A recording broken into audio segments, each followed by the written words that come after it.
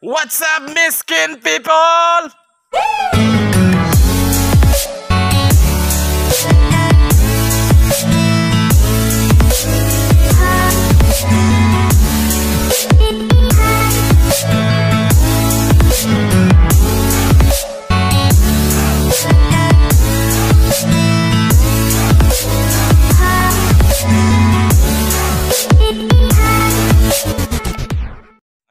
Ay ituturo ko sa inyo kung paano ang tamang pagpison sa shouldering ng simento gamit ang vibratore, gamit ang pison.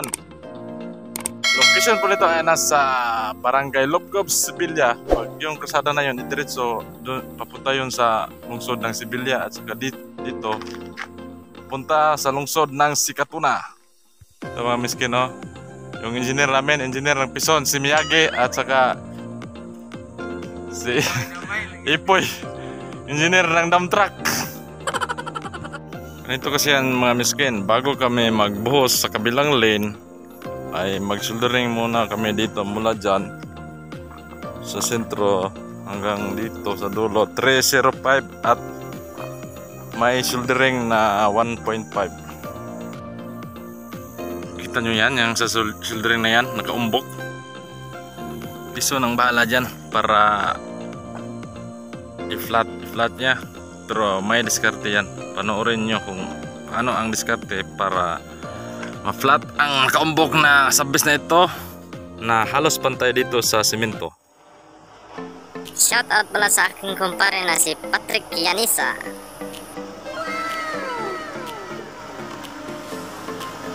Wow!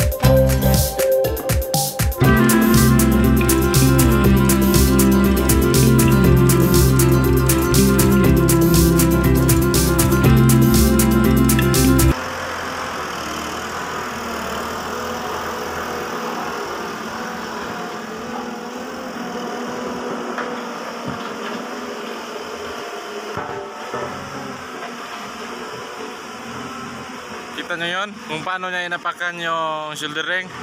Hindi niya binigla, dinahandahan niya palabas.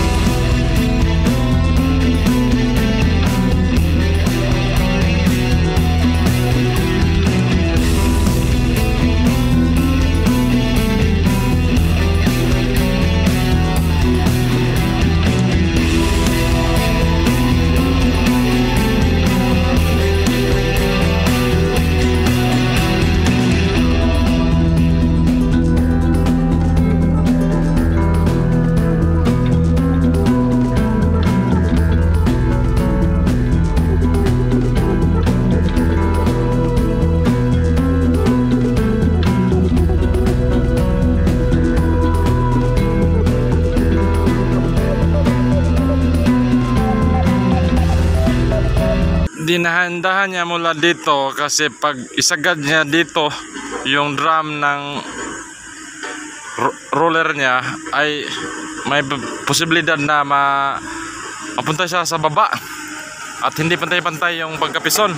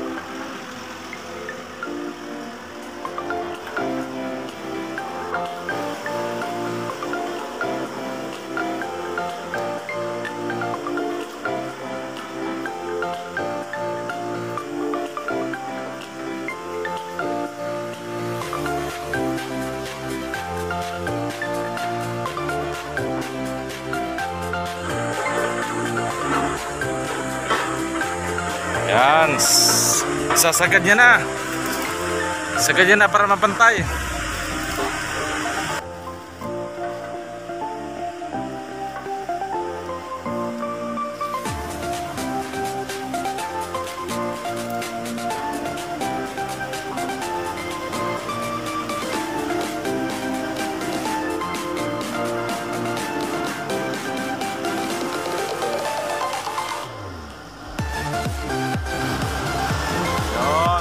Yan na. Ito, sadyang nakaumbok talaga to kasi pag pinantay dyan sa simento, may posibilidad na masisira. Dahil dadaan pa yung mga malaking truck gaya ng transit mixer at dump truck. At final na lang yan pag nabuhusan na rin sa kabila.